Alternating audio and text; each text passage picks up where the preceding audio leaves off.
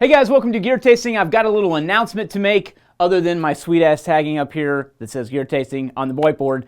So we're going with a little bit of a new format here on Gear Tasting, as you'll see in today's episode. What I'd like to do is just kind of tell you a little bit about where we're going to go in the future with Gear Tasting. We've done 124-ish episodes now of Gear Tasting, so we're going to change things up a little bit. It's getting to the point where we need to interject a little bit of newness into Gear Tasting, and we've got some really cool ideas on how we're going to do that. So the Questions Over Coffee segment is not going anywhere. It's still going to exist. We're still making videos. We're not going anywhere. However, our production time on Gear Tasting is going to increase because of your support and what you guys have done for us on Patreon and allowed us to kind of bring in some extra income to do some more stuff. We're now going to use that to create better videos. So we just hired a full-time photographer and videographer, Daniel, who's going to come in and help us with a lot of that stuff. So we're reaching those Patreon goals despite the fact that we haven't really reached them. So if you're interested in kind of seeing those goals, check out patreon.com/ITStactical. And this is kind of our new format. So I wanted to just roll it. I want you guys to see kind of what we're going to be doing in the future with Gear Tasting. Again, it's not going anywhere. However, they just might be a little bit less timely. So we're not going to go on that regular every Thursday schedule. You might see some more time in between them, but we want to increase the production value and hope you like it. All right, packing up for Team Rubicon today. Going to visit their National Operations Center, as well as kind of get a tour and find out what they're all about, for those of you that don't know what Team Rubicon is about. And I have realized that they've been there now in Grand Prairie, right down the street from us, for 2 years, and I still haven't been by, so.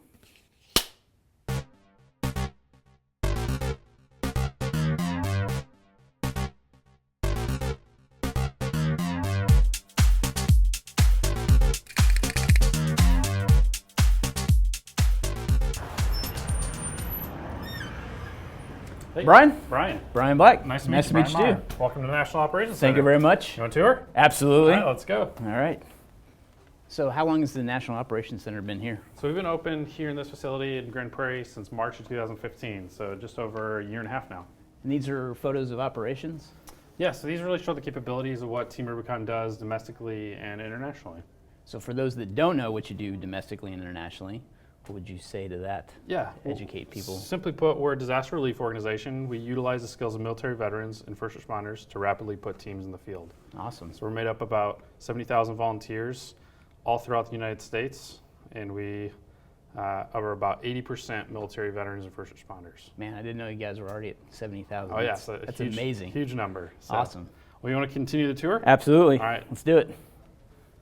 So entering on the east side of the building, we have a couple conference rooms, kind of our way to showcase what we've done in the past. We have a kitchen, place to eat, place to hang out. Foosball table, very important. Yes, very important culture-wise for us. And here on this wall, we have what we showcase as where we've done international operations. So founded in 2010 after the earthquake in Haiti. For the first year, it was mostly international operations. Then 2011, we started doing domestic operations. Tuscaloosa, Alabama had a tornado, and then from there it just kind of spiraled into now what is over 220 operations that we've done. Nice. Internationally, primarily our capability is medical. Domestic, as you can see right behind us, two of our big capabilities domestically are chainsaw operations and heavy equipment operations. So we're really able to help homeowners and communities in ways that some organizations have a piece. We try to encompass the whole person's home to get them back up and running as soon as possible. That's great. So the rest of this facility over here is really meant to be a mobile area. So during Hurricane Harvey, we had over 65 volunteers along with our staff throughout this time. So all the furniture that you see is meant to be moved, meant to be kind of shape-shifted throughout the time. We also showcase on that back wall where we've done domestic operations and how we're broken out. So we break out into the same 10 regions that FEMA does, and we have a full-time staff member to oversee those volunteers in each of those regions. That's great. Of our 70 full-time staff, we have about 30 in LA, about 20 here, and then throughout the country we have a whole group of staff to carry out the rest of our mission domestically. Love So, and then over here in this room, behind the glass wall, we have our Emergency Operations Center. This is on every operation, we have a full-time staff member to support in each of their areas. So whether it's finance, logistics, membership, planning, tech, the full-time staff member in here. Everybody who's in this room, this is the reason that Team Rubicon moved to this facility, is specifically for this, to have a cohesive and great understanding of what it's like to help run a seamless operation. So we can have and have had multiple operations that we support from this room in this facility just from having this set up. Now, does your LA office have a similar EOC? Or So is it our LA everything office is a run lot out? of our C-suite support staff. Okay. This is really the nuts and bolts of actual Day-to-day operations. Gotcha. Where I think they do the high level stuff. This is the on the ground of the actual operations going on. Okay, So great. So you guys want to take a tour of the warehouse? Absolutely. All right, let's head on back. So one of the things that makes Team Rubicon different than other organizations is our use of technology. We work on a bunch of different platforms, and when we send people out in the field, we utilize multiple different platforms to help track our people, but also track the work that we've done. So this is kind of our technology area.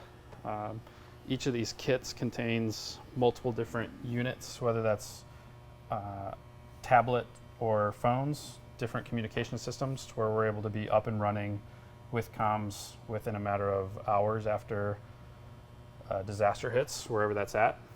And you support that with generators and these kits, basically? Yeah, so anytime that there's a disaster, one of these kits in the orange goes out. Mm-hmm. The yellow ones are international kits, so there's different types of communication devices, whether that's cellular, satellite, radio. We utilize a lot of different technology in the field, and we're able to support just about any sort of operation that goes on. Something like down in Harvey, we had very intricate satellite communication because a lot of cellular service was down. So we pushed out a lot of different kind of communication just so we had communication with our team while we were down there. That's great. So the rest of this facility essentially is our logistics hub. So everything that you see here is part of what we either A, push in the field, or B, have for our international use. So one of the reasons that we're here in Texas is it's a central place in the United States. Mm-hmm. It's a great location, really within a 10-hour radius of where we deploy a lot of the majority of our operations are within a 10-hour radius of here. We have a partnership with Southwest Airlines, so we can fly people here. Dallas is their headquarters. DFW is an easy place to fly out of internationally. Mm-hmm. So a lot of our international capability materials are kept here. And we're able to support that from this facility specifically. That's great. A lot of what you see currently is because of Hurricane Harvey. We had a lot of people donate items or cash that turned into items, and so we're figuring out ways to get that in the field and make it a more ready area. So what are these trailers for? Yeah, this is kind of a big piece of what kind of makes Team Rubicon happen. We have 22 new trailers that were just outfitted with donated items. Each unit contains different kits for whatever type of disaster it is. So whether it's a tornado or a flood, hurricane, each of these contains units that we're able to pull and really drop wherever, kind of be a mobile cache of what we need to use in the field. This piece of equipment over here, the Mobile Training Center, it's a fifth wheel that we pull around the country and to do training to members around the United States. This year alone, we've already engaged more than 250 people. Last year, we topped out at just over 1,000 that we trained in continued education for being prepared to be on a disaster. Is that like the ICS coursework? Yeah, and so we things like follow, as you sign up as a volunteer, you take a culture class with TR. It's called Module 1. We do a background check, and then you take 2 basic incident command system classes, 100 and 700. And then we offer advanced courses for our command and general staff, 400 and 300.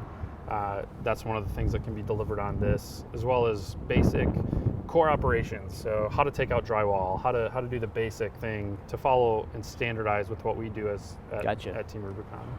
and then a plethora of other classes there. So veterans looking to come on board and help out with Team Rubicon would go through that process, like the initial culture class, the background check, and then the ICS. To be deploy ready, you have to go through those basic 4 things, which takes a couple hours. Yeah. Very easy to do. Cool. And then after that, we offer more training opportunities, chainsaw operations, all that kind of stuff. Great. So then because of Hurricane Harvey, we also took in a lot of donations that we're still trying to figure out how we're going to utilize in the field, and figure out, different pieces of what we're trying to do. So this area right here, call it our dojo. It's kind of our hangout, workout facility. Got a basketball hoop, all that. It's kind of being overrun by current donations that have come in. So we have some medical equipment, not pharmaceuticals, medical equipment for our international operations, food. We have some proper protective equipment, tents, fans, all the kind of stuff that we push out in the field. We have a lot of this one-off donations that we're getting ready to really get out in the field so that we can help more people in the time of need. That's great. So this is kind of an extension of our warehouse on the other side. It's obviously where we store a lot of our bigger equipment. So a bunch of our trucks that just came online with Team Rubicon. A lot of these are getting ready to go out in the field. They're either donated or purchased by Ford. And then on this side, we really have a lot of the stuff that came back from Hurricane Harvey that we're getting ready to now push back out in the field. It's been organized, cleaned, sorted and organized in a way that we can really utilize. So whether it's Tyvek suits or safety gloves or masks or buckets or tools, we're really able to figure out what the need is and then push it back in the field. That's so great. We utilized all of this 30,000 square feet to basically dump everything out, clean it, store it, organize it, figure out a way, put it all back together, and now we have it palletized and ready to push out in the field, ready for that next disaster, and really ramping up the capabilities of the local regions so that on those smaller operations we're able to make that impact day in and day out with the materials that they need to do the work. So obviously, depending on the disasters, that's what calculates the downtime that you have to kind of prepare all this for the next one, right? Absolutely. Yeah. You can really think of the seasonal changes. April to October is really what we call disaster season. So we're in February right now outside of that. So this is kind of our downtime, ready to ramp up for what's coming in the next few months. Awesome. So last February we were pretty busy. This February we're not as busy, which is great, but it's coming. Yeah. So Awesome. being prepared. So then finishing up in here, we have our classroom space, which this is really the area that we can have as part of our facility to have as our classroom space. It's dedicated for having groups come in. A couple weekends ago we had a ICS 300 class. We're having another one coming up, and this is really the area that happens in. Awesome. All right, so thanks for giving us a tour, Bryan. I really appreciate it. I wanted to take this opportunity just to kind of learn a little bit more about Team Rubicon in detail as far as your operations go. As far as what you guys decide to deploy to, how do you guys come up with that formula? Sure. So there's kind of 2 pieces of that. One, with our international and larger scale operations, that really gets driven here by the National Operations Center, the team in the Emergency Operations Center, that room. Smaller operations, so you think, small tornado that runs through middle of nowhere, affects 5 houses, it doesn't hit the news. The local volunteers there will say, hey, can Team Rubicon respond to this? And as a local organization, we will respond there. So really it's driven by news cycle, it's driven by local engagement, whether or not it affects communities that people are affected by. And it's a combination of the 2. So a larger scale operation, something like a Hurricane Harvey, will be driven by our National Operations Center because it takes more resources to be able to deploy in that area. On a smaller scale, we can go to our regional group and really focus on having it be a regional operation, depending on the size and scale of whatever the disaster is. So when something like a Harvey happens and you've got multiple operations going concurrently. How do you guys handle that situation? Because I know that happened during Harvey. Yeah, So Hurricane Harvey was really a good test case in how we operate here at the National Operations Center. Is, you know, we had Harvey and then Irma, Maria. Those were the big three that happened during that time. So we had teams all the way from Rockport all the way to Port Arthur. It's not like there's a lot of places in Texas. Yeah, we had the spread. It was a few hour drive is the area that we covered primarily in Houston, but we had all of that covered. We had about 2,000, little less than 2,000 members deploy during our response during, we call it Operation Hard Hustle, and then during that time frame, Irma and Maria hit, so we deployed members to Florida. We had 4 or 5 different locations in Florida, and then all the way over to Puerto Rico. We deployed over 250 members to that area alone. So we had concurrent operations going in multiple different areas. All the while, there was an earthquake in Mexico City that we sent an initial team down for, and then some of the islands that also were affected by Maria, we had teams in and out of during that time too. So not busy at all. There were some sleepless nights and, I bet. a lot of activity going on. That's awesome. So So if people really want to learn more about how they can help Team Rubicon, what's the best resource for that? easily the best resource is our website. TeamRubiconUSA.org has information on what's currently going on operationally. That's kept up to date. It's where you can see all our transparency of what we're doing with our money. It's where you can sign up as a volunteer and really learn about what that is, and really just anything else that you want to know. So the processes of how we go through things, we have a very alive blog that you can kind of click through and figure out what resources you want to learn about and really dig into what Team Rubicon is and what we do. Very cool.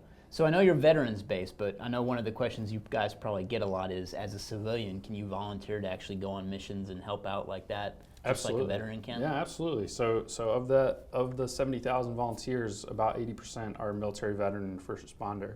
Well, 80% is not 100%. There's that 20%, which is a crucial group of kick-ass civilians, is what we call them. So it's crucial to have that piece to really keep the culture of Team Rubicon alive and help move us forward as an organization. Awesome. Well, thanks again, Brian. Hey, Really thanks so much appreciate for you having coming us. by. Thanks. Yeah.